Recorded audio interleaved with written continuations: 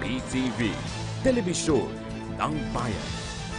Samantala, nagdeklara na ng all-out war ang Philippine National Police laban sa illegal gambling. Samantala, sa pagdinig ng House Committee on Games and Amusement, pinatitigil na ni House Speaker Pantaleon Alvarez ang Small Town Lottery o STL. May ulat si Jervis Manahan.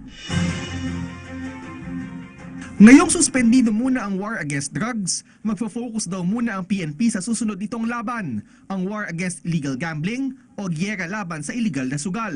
Inanunsyo ito ni PNP Chief Bato de la Rosa bilang pagsunod sa Executive Order No. 13 ni Pangulong Duterte. Ayon kay De La Rosa, magsasagawa ang kapulisan ng mga one-time, big-time na operasyon para masawata ang ganitong pasugalan. Dagdag pa niya, kasama sa tutugisin ang mga nagpapatakbo ng mga pasugalan sa internet.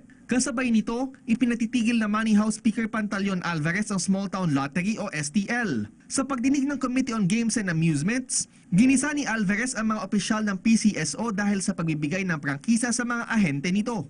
Alam mo, wag na tayo magbulahan. Naghahanap lang kayo ng justification para sa weteng. Huwag na tayo magbulahan. Kaya nga, kontrolado yung mga binibigyan nyo ng partnership eh. Tapos meron pa kayong right to match. Huwag na tayo magbulahan dyan. Giit ni Alvarez, National Lottery lamang ang saklaw ng trabaho ng PCSO. Kaya pwede raw silang kasuhan sa ombudsman kung ipagpapatuloy pa ang operasyon ng STL. Now we are telling you that what you are doing is illegal. Congress is the one that gives you your charter. At saka kami na mismo nagsasabi sa inyo, mali yung ginagawa nyo. Dahil yan ay wala sa charter nyo. Dapat itigil nyo yan unless gusto nyong mahabla sa ombudsman.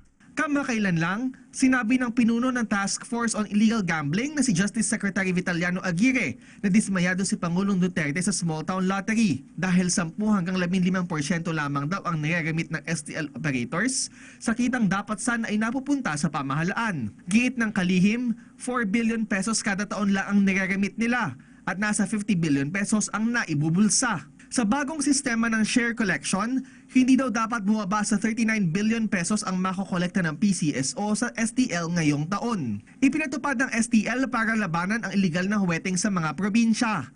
At ayon sa Pangulo, ang kikitain daw dito ay gagamitin para pondohan ang mga serbisyong pangkalusugan. Tulad ng ipinagbabawal na gamot, ang illegal gambling daw ay pinagmumulan din ng mga masasamang gawain, gaya ng drug trafficking, mga bisyo at maging ng kidnapping. Kaya humanda na raw ang mga mahihilig sa sugal dahil bilang na ang inyong mga araw. Para sa PTV News, Jervis Manahan.